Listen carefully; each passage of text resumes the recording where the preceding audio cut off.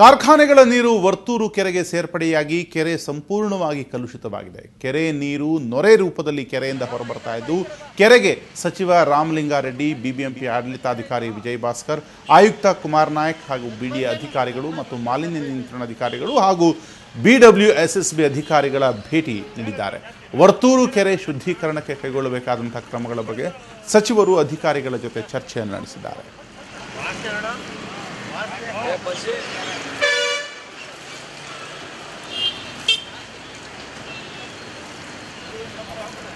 ಇದು ವರ್ತೂರು ಕೆರೆಯ ದುಸ್ಥಿತಿ ಅಂತಲೇ ಹೇಳ್ಬೋದು.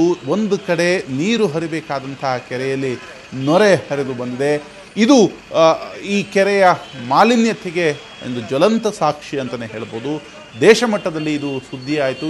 ಈಗ ಸಚಿವರು ಭೇಟಿಯನ್ನು ಕೊಟ್ಟಿದ್ದಾರೆ ಅಧಿಕಾರಿಗಳ ಜೊತೆ. ಆದರೆ ಕೆರೆಯ ಶುದ್ಧೀಕರಣಕ್ಕೆ ಇನ್ನೂ 1 ವರ್ಷಗಳು ಬೇಕು ಮತ್ತು ಇದಕ್ಕೆ ಬೇರೆ ಬೇರೆ ರೀತಿಯಾದಂಥ ಆಯಾಮಗಳು ಕೂಡ ಇದೆ ಅನ್ನುವಂಥದ್ದು ನಿಜಕ್ಕೂ ಆತಂಕಕಾರಿಯಾದಂಥ ವಾತಾವರಣ. ಈ ಕೆರೆಗೆ ಹರಿದು ಬರುತ್ತಿರುವಂಥ ಕಲುಷಿತವಾದಂಥ ರಾಸಾಯನಿಕವಾದರೂ ಯಾವುದು ಮತ್ತು ಈ ನೀರು ಹೀಗೇಕೆ ನೊರೆಯಾಗಿ ಪರಿವರ್ತನೆಗೊಂಡಿದೆ ಅನ್ನೋದು ಇನ್ನಷ್ಟೇ ತಿಳಿದಿರಬೇಕಾಗಿದೆ. ಈ ಕುರಿತಾಗಿ ಸಚಿವರೊಂದಿಗೆ ನಮ್ಮ ಪ್ರತಿನಿಧಿ ನಂದಿನಿ ನಡೆಸಿರುವಂಥ ಚಿಟ್ ಚಾಟ್ ಇಲ್ಲಿದೆ. ಸಿಟಿ ಬೆಂಗಳೂರಿನಲ್ಲಿ ವರ್ತೂರು ಕೆರೆಯದೇ ಸುದ್ದಿ. ಎತ್ತ ನೋಡಿದ್ರು ಜನಪ್ರತಿನಿಧಿಗಳು ಹಾಗೂ ಸ್ಥಳೀಯರದು ಒಂದೇ ವಾದ.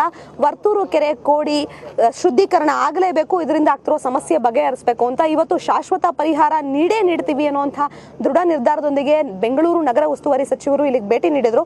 ಅವರ ಜೊತೆಗೆ ಎಲ್ಲಾ ಇಲಾಖೆಯ ಅಧಿಕಾರಿಗಳು ಬಂದಿದ್ರು. ಸೊ ಪರಿಹಾರ ಏನು ಅಂತ ಅವ್ರ ಹತ್ರನೇ ಕೇಳೋಣ. ಸರ್, ಶಾಶ್ವತ ಪರಿಹಾರ ಏನು ಸರ್? ಶಾಶ್ವತ ಪರಿಹಾರ ಇವತ್ತು ಬೆಂಗಳೂರಿಗೆ ಪ್ರತಿದಿನ ನಾವು 1400 MLD ಅಷ್ಟು ನೀರು ಪಂಪ್ ಮಾಡ್ತೀವಿ, ಕಾವೇರಿ ಮತ್ತು ಬೇರೆ ಬೇರೆ ಕಡೆಯಿಂದ. ಅದ್ರ ಜೊತೆಗೆ ಬೋರ್ವೆಲ್ಲು ಕೂಡ ಒಂದು 100 MLD ಅಷ್ಟು ಆಗುತ್ತೆ. ಅಂದರೆ 1500 MLD ಅಷ್ಟು ನೀರು ಪ್ರತಿದಿನ ನಾವು ಉಪಯೋಗಿಸ್ತೀವಿ. ಅದರಲ್ಲಿ 75ರಿಂದ 80% ಅಷ್ಟು ನೀರು ಸೀವೇಜ್ ಆಗಿ ಟ್ರೀಟ್ಮೆಂಟ್ ಇದು ಕನ್ವರ್ಟ್ ಆಗುತ್ತೆ. ಉಳಿದಿರ್ತಕ್ಕಂಥದ್ದು ನಾವು ಅಲ್ಲಿ ಉಪಯೋಗಿಸ್ತೀವಿ. ಆದರೆ 1100 ಹತ್ತತ್ರ 1100ರಿಂದ 200 MLD ಅಷ್ಟು ನೀರು ನಮ್ಮ ಈ ಕಾಲುವೆಗಳ ಮುಖಾಂತರ ಹರಿದೋಗುತ್ತೆ. ಅದರಲ್ಲಿ ಇದು ಒಂದು ಇವತ್ತು ಸುಮಾರು 720 MLD ಅಷ್ಟು ನೀರನ್ನು ಬೆಂಗಳೂರು ಸುತ್ತಲೂ ಇರ್ತಕ್ಕಂಥ ಸೀವೇಜ್ ಟ್ರೀಟ್ಮೆಂಟ್ ಪ್ಲ್ಯಾಂಟ್ಸು STPs ಇವತ್ತು ಶುದ್ಧ ಮಾಡ್ತಾಯಿದೆ. ಈಗ ಸುಮಾರು ಒಂದು 350 ಅಥವಾ 60 MLD ಅಷ್ಟು ನೀರು STP ಪ್ಲ್ಯಾಂಟ್ಸು, ಅಂದರೆ ಅದನ್ನು ಶುದ್ಧ ಮಾಡುವಂಥ STP ಪ್ಲ್ಯಾಂಟ್ಸು ಈಗ ರೆಡಿ ಆಗ್ತಾಯಿದೆ. ಅದರಲ್ಲಿ ನಾವು ನಿಂತಿರ್ತಕ್ಕಂಥ ಜಾಗ ಕೂಡ ಸುಮಾರು 220 ಕೋಟಿ ರೂಪಾಯಿ ವೆಚ್ಚದ್ದು 90 MLD ನೀರು ಶುದ್ಧೀಕರಣ ಮಾಡುತ್ತೆ. ಮತ್ತು ಇನ್ನೂ ಒಂದು 60 MLD ನೀರಷ್ಟು ಶುದ್ಧೀಕರಣ ಮಾಡುವಂಥ ಸ್ಥಳಾವಕಾಶ ಇಲ್ಲಿ ಇದೆ. ಮುಂದಿನ ವರ್ಷದ ಮಧ್ಯಭಾಗದ ಅಥವಾ ಕೊನೆಯಷ್ಟೊತ್ತಿಗೆ ಇನ್ನೂ 350 MLD ನೀರು ಟ್ರೀಟ್ಮೆಂಟ್ ಆಗುತ್ತೆ. ಅಂದರೆ ಅವಾಗ 1000ಕ್ಕಿಂತಲೂ ಹೆಚ್ಚು MLD ನೀರು ಟ್ರೀಟ್ಮೆಂಟ್ ಆಗುತ್ತೆ.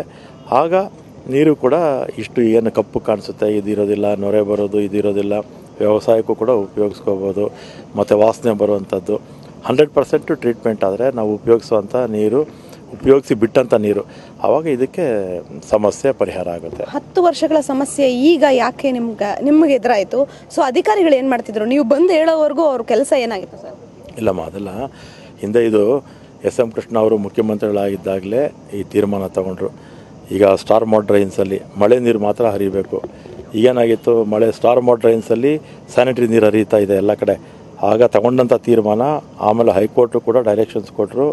ಅದಾದ ನಂತರ ಜೈಕಾದಿಂದ ಫಂಡಿಂಗ್ಸ್ ತೊಗೊಂಡು ಇವತ್ತು 2015 ಮಾರ್ಚ್ ಅಷ್ಟೊತ್ತಿಗೆ ಇದೆಲ್ಲ ಕೂಡ ಮುಗಿಬೇಕಾಗಿತ್ತು.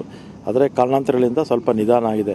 ಆದರೆ ಸ್ಟಾರ್ ಮೋಡ್ ಡ್ರೈನ್ಸಲ್ಲೂ ಕೂಡ ನೀರು ಹರಿಬಾರ್ದು, ಎಲ್ಲ ಪೈಪ್ಲೈನ್ ಮುಖಾಂತರ ಬೆಂಗಳೂರಿಂದ ಆಚೆ ಹೋಗಬೇಕು.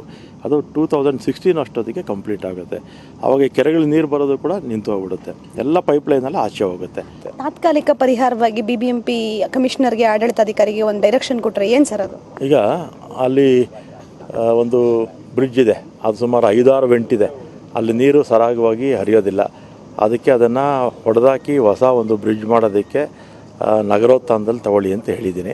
ಮತ್ತು ಆ ಭಾಗದಲ್ಲಿ ಕುಡಿಯೋ ನೀರಿಗೆ ಬೋರ್ವೆಲ್ಸಲ್ಲೆಲ್ಲ ನೀರು ಕೆಟ್ಟೋಗಿರುತ್ತೆ. ಅದಕ್ಕೆ ಅಲ್ಲೆಲ್ಲ RO ಪ್ಲ್ಯಾಂಟ್ಸು ಹಾಕ್ಕೊಡಿ ಅಂತ ಹೇಳಿದ್ದೀನಿ.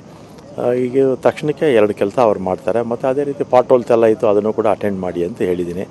ಮತ್ತು ಮಳೆ ಎಲ್ಲ ಬಿದ್ದಿತ್ತಲ್ಲ, ಮರ ಅದೆಲ್ಲ ಕೂಡ ಆದಷ್ಟು ಬೇಗ 1 or 2 ಡೇಸಲ್ಲಿ ಎಲ್ಲ ಕೂಡ ಕ್ಲಿಯರ್ ಮಾಡಿಸಿ ಎಲ್ಲ ಅಂತ ಹೇಳಿದ್ದೀನಿ.